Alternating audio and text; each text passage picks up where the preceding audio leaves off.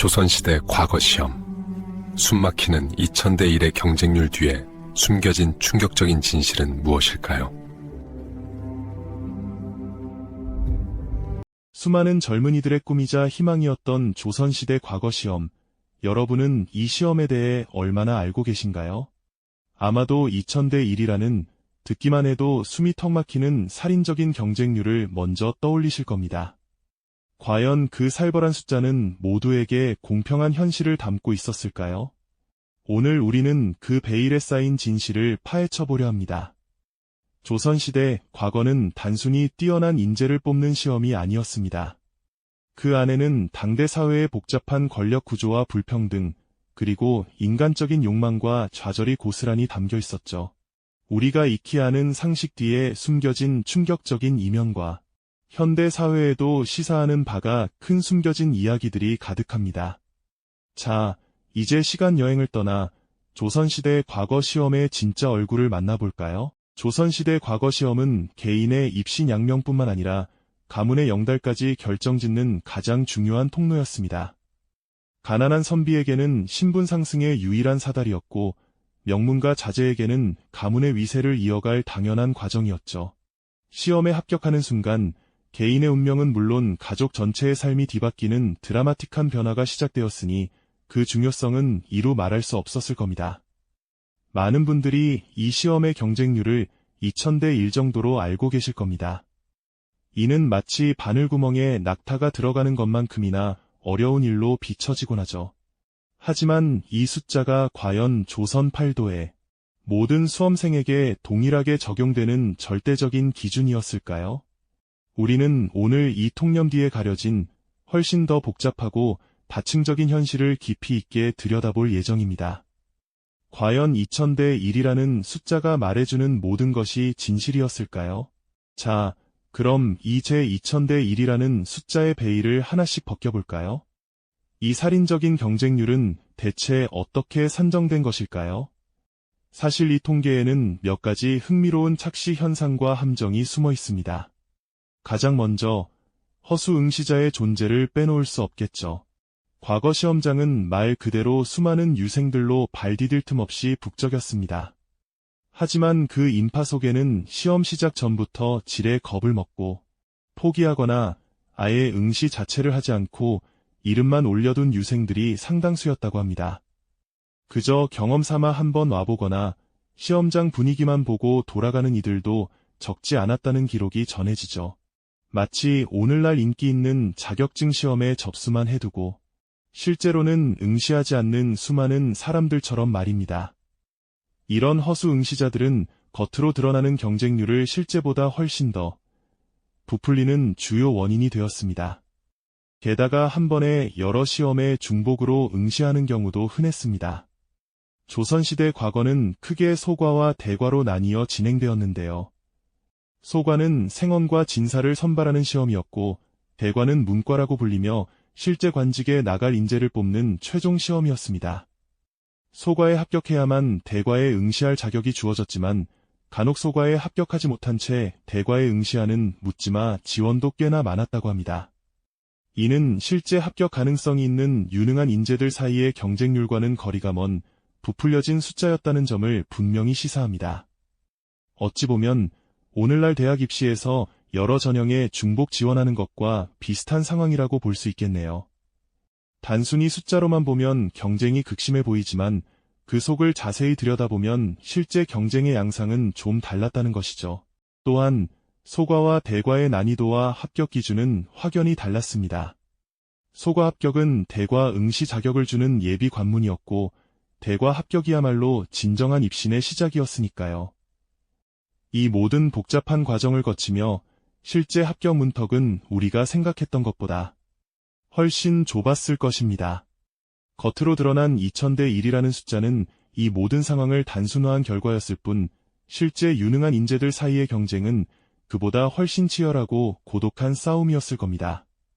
시험을 보러 왔다가 지레 겁을 먹고 돌아가는 유생, 수십 년간 낙방의 고배를 마시며 늙어가는 선비의 모습이 결코 드문 풍경이 아니었으니 말이죠. 우리는 겉으로 드러난 숫자의 함정에 빠지지 않고 그 이면의 복잡한 진실을 깊이 있게 탐구해야 합니다. 조선의 과거 시험은 단순한 숫자로 설명할 수 없는 다층적인 의미를 지니고 있었으니까요. 겉으로 드러난 2000대 1이라는 숫자가 실제 경쟁의 전부가 아니었다는 점은 이제 명확해졌습니다. 하지만 조선의 과거 시험에는 단순한 숫자의 함정 말고도 우리가 미처 상상하지 못했던 또 다른 보이지 않는 벽들이 존재했었죠. 과연 어떤 이야기들이 숨겨져 있었을까요? 능력만으로 모든 것을 이룰 수 있다고 믿었던 순진한 유생들에게 현실은 훨씬 더 냉혹했습니다. 과거 시험이라는 거대한 관문을 통과하기 위해서는 개인의 뛰어난 재능과 피나는 노력만으로는 부족했으니 말입니다. 그 이면에는 소위 가문의 힘이라고 불리는 거대한 배경의 지원이 필수적이었던 거죠. 마치 오늘날 명문대에 진학하기 위해 어릴 적부터 체계적인 사교육을 받는 것과 비슷하다고 할까요? 명문가 자제들은 태어날 때부터 남다른 교육 환경을 누릴 수 있었습니다. 일반적인 유생들은 서당에서 기본적인 교육을 받은 후 혼자 책을 파고들며 독학하는 경우가 많았지만 명문가 자제들은 달랐습니다. 그들은 당대 최고라 불리던 명망 있는 스승님들을 초빙의 개인 지도를 받으며 학문을 익혔습니다. 스승들은 단순히 지식을 전달하는 것을 넘어 과거 시험의 출제 경향을 분석하고 답안 작성 요령을 세세하게 가르쳐 주었죠. 시험관들의 성향까지 파악하며 맞춤형 전략을 제시하는 경우도 적지 않았다고 합니다. 또한 방대한 서책을 갖춘 서재는 명문가의 상징이자 합격의 필수 조건이었습니다. 희귀한 고서와 당대 학자들의 주석이 달린 귀한 책들을 손쉽게 접할 수 있었으니 이는 가난한 유생들에게는 꿈같은 이야기였을 겁니다. 오직 과거 공부에만 전념할 수 있는 환경 또한 큰 특권이었죠. 생계를 걱정하지 않고 오롯이 학문에만 몰두할 수 있었던 그들의 시간은 옛단 초가집에서 밤늦도록 등잔불 아래 책을 읽으면서도 당장 내일 끼니를 걱정해야 했던 가난한 유생의 고독한 밤과는 너무나도 달랐을 것입니다. 이렇듯 과거 합격은 개인의 노력과 재능을 넘어 가문의 재력과 사회적 배경이 총체적으로 뒷받침되어야 가능한 일이었던 거죠. 하지만 가문의 힘이 합법적인 지원에만 국한되었던 것은 아닙니다. 때로는 공정성을 심각하게 훼손하는 합격의 지름길, 즉 비공식적 루트와 부정행위가 공공연하게 벌어지기도 했습니다. 가장 대표적인 것이 바로 음서 제도였습니다. 이는 고위 관료의 자손들에게 과거 시험을 거치지 않고 관직에 오를 수 있는 특혜를 주었던 제도였죠. 능력 위주의 과거 제도가 지향했던 이상과는 정면으로 배치되는 태생적인 불평등을 제도적으로 보장하는 장치였다고 볼 수 있습니다. 뿐만 아니라 시험장에서는 더욱 노골적인 부정행위들이 난무했습니다. 대리시험은 물론이고 시험지가 사전에 유출되거나 심지어 시험관에게 뇌물을 건네 답안을 미리 알려주거나 채점 과정에서 특혜를 받는 일까지 벌어졌다고 하니 참으로 기가 막힐 노릇이죠. 이러한 부정행위는 단순한 개인의 일탈을 넘어 조선시대 과거 제도의 뿌리 깊은 부패를 보여주는 단면이었습니다. 공정한 경쟁을 통해 인재를 선발하겠다는 제도의 본래 취지가 무색해지는 순간이었죠. 이처럼 조선의 과거 시험은 겉으로 보이는 치열한 경쟁률 뒤에 가문의 배경이 합격을 좌우하고 때로는 불법적인 수단까지 동원되었던 복잡하고도 불공정한 현실을 품고 있었습니다. 우리가 흔히 알고 있던 능력주의의 상징이라는 과거 시험의 모습은 사실은 당대 사회의 권력 구조와 불평등이 고스란히 반영된 시스템이었던 겁니다. 이러한 불평등은 단순히 시험장에서의 부정행위에만 국한되지 않았죠. 과거 시험에 합격하기 위한 준비 과정, 그 시작 전부터 이미 막대한 차이가 엄연히 존재했던 겁니다. 가난한 집안의 유생이 오직 자신의 노력과 재능만을 믿고 밤샘 공부에 매달릴 때 명문가의 자제들은 전혀 다른 환경에서 과거를 준비하고 있었죠. 그들에게는 체계적인 교육 시스템이 완벽하게 갖춰진 전용 서재가 있었고 당대 최고라 불리는 스승들의 개인 지도를 받는 것이 너무나 당연한 일상이었죠. 상상해보세요. 고풍스러운 기와집 깊숙한 곳에 수많은 고서들이 빼곡히 들어찬 넓은 서재에서 어린 유생이 고개를 숙이고 학문에 정진하는 모습 말입니다. 그 옆에는 당대의 석학이 앉아 어려운 경전의 구절을 쉽고 명쾌하게 설명해주고 의문이 생기면 언제든 상세한 해답을 들을 수 있었으니 이들이 받는 교육의 질은 일반 유생들과는 비교할 수 없을 정도였죠. 방대한 양의 서책은 물론 시험 경향을 분석하고 합격 비법을 전수해주는 전담 스승까지 있었으니 이들에게 과거 시험은 단순한 지식 경쟁이 아니라 이미 잘 짜인 판 위에서 벌어지는 게임과도 같았죠. 반면 가난한 유생의 현실은 어떠했을까요?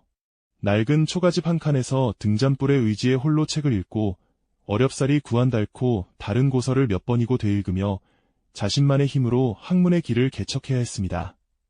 궁금증이 생겨도 속 시원히 물어볼 스승이 마땅치 않았고 최신 정보나 귀한 서책을 접하기란 마치 하늘의 별 따기처럼 멀게만 느껴지는 고독한 싸움이었죠. 이처럼 과거 시험은 단순한 지식 경쟁을 넘어 사실상 가문의 배경과 충분한 재력이 뒷받침되어야 비로소 도전해 볼 수 있는 거대한 장벽과도 같았죠. 개인의 순수한 노력만으로는 도저히 넘볼 수 없는 현실적인 비애가 항상 따라다녔죠.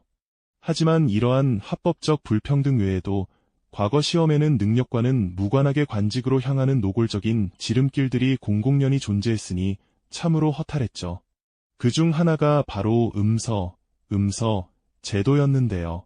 이는 고위 관료의 자손들이 과거 시험을 거치지 않고도 관직에 오를 수 있었던 특혜로 마치 부모의 높은 지위가 자식에게 대대로 이어지는 세습 관료 제도와 다름없었죠.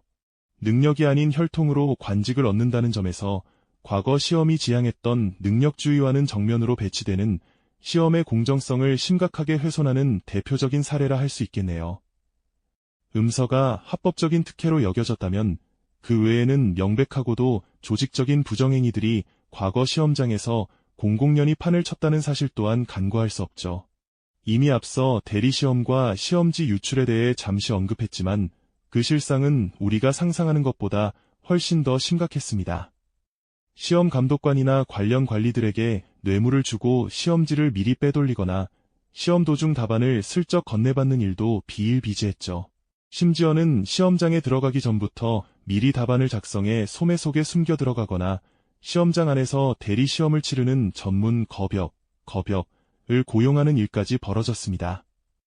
이 겁역들은 단순히 문제를 푸는 것을 넘어 글씨체까지 흉내내며 완벽하게 수험생 행세를 했다고 하니 그 치밀함과 대담함에 정말 혀를 내두를 정도였죠. 이러한 부정행위들은 단순한 개인의 일탈을 넘어 조선 사회의 뿌리 깊은 부패와 권력 남용을 여실히 보여주는 증거였죠. 공정한 선발이라는 과거 제도의 이상적인 목표는 현실 앞에서 무참히 짓밟혔고 많은 유생들은 노력의 허망함을 느끼며 좌절했겠죠. 과거 시험은 명분상 모두에게 열린 기회의 문이었지만 그 문은 사실상 특권층에게만 활짝 열려 있었고 나머지 이들에게는 좁고 험난한 길이었던 셈이죠.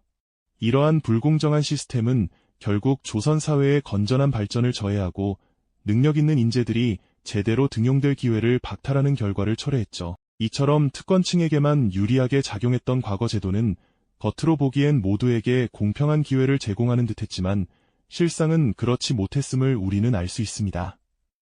조선의 과거 시험은 단순한 개인의 노력만으로 성공할 수 있는 무대가 아니었던 거죠. 합격의 문은 능력이라는 열쇠만으로는 쉽게 열리지 않는 복잡한 비밀번호를 요구하는 거대한 금고와 같았다고 할까요? 겉으로만 번지르르한 2000대 1분이라는 살인적인 경쟁률 뒤에는 사실 여러 겹의 진실이 숨어 있었으니까요. 우리가 흔히 조선시대 과거 시험의 상징으로 기억하는 이 엄청난 경쟁률은 실제 합격 난이도를 완전히 대변하지 못하는 일종의 통계적 착시 현상에 가까웠습니다. 왜냐하면 이 숫자 안에는 시험에 응시만 하고 실제로 큰 기대를 걸지 않았던 수많은 허수 응시자들이 포함되어 있었기 때문이죠. 또한 소과와 대과를 오가며 수십 년간 시험을 반복해서 치르던 유생들의 중복 응시까지 더해지면서 겉으로 보이는 경쟁률은 실제보다 훨씬 부풀려질 수밖에 없었습니다. 마치 물 위에 떠있는 빙산처럼 보이는 것이 전부가 아니었던 셈입니다. 하지만 그렇다고 해서 과거 시험이 결코 만만했다는 뜻은 아닙니다. 오히려 그 이면에는 개인의 능력과 노력만으로는 도저히 넘을 수 없는 거대한 장벽들이 존재했죠. 우리는 앞서 명문가의 체계적인 교육 시스템과 당대 최고 스승의 지도를 받을 수 있었던 상류층 자제들의 이야기를 나누었죠. 방대한 서책을 갖춘 서재에서 자유롭게 학문에 매진할 수 있었던 그들과 옛단 초가집에서 등잔불 아래 홀로 밤샘 공부를 해야 했던 가난한 유생의 출발선은 처음부터 달랐습니다. 그 차이는 단순히 학습 환경을 넘어 합격 여부를 결정짓는 결정적인 요소로 작용했을 겁니다. 결국 조선시대 과거 시험은 단순히 학문적 재능을 겨루는 공정한 장이 아니었던 겁니다. 오히려 가문의 배경과 재력, 그리고 때로는 음서와 같은 합법적인 특혜, 더 나아가 대리시험이나 뇌물 같은 불법적인 수단까지 동원되어야 했던 복잡다단한 시스템이었던 거죠. 공정한 선발이라는 이상적인 목표는 현실의 벽 앞에서 좌절되었고, 많은 능력 있는 인재들이 제대로 된 기회를 얻지 못한 채 역사 속으로 사라져갔을 겁니다. 이처럼 과거 제도는 당대 사회의 깊은 권력 구조와 뿌리 깊은 불평등을 여실히 반영하는 거울과 같았습니다. 우리가 오늘 함께 살펴본 조선시대 과거 시험에 숨겨진 진실은 단순히 옛날 이야기로만 치부할 수 없는 중요한 의미를 가집니다. 겉으로 드러난 경쟁률이나 제도의 표면적인 모습만으로 모든 것을 판단해서는 안 된다는 것을 일깨워주기 때문이죠. 그 이면에 숨겨진 구조와 맥락, 그리고 그것이 개인의 삶과 사회 전체에 어떤 영향을 미쳤는지를 깊이 이해하는 것이 중요합니다. 과거는 현재의 거울이라는 말이 있죠. 조선시대 과거 시험의 복잡하고 때로는 불공정했던 이야기는 오늘날 우리가 마주하는 경쟁 시스템과 공정성, 그리고 기회의 평등이라는 가치에 대해 다시 한번 깊이 성찰하게 하는 중요한 질문을 던집니다. 과연 지금 우리의 경쟁은 모두에게 진정으로 공정한가요? 우리가 생각하는 기회의 평등은 정말 실현되고 있을까요?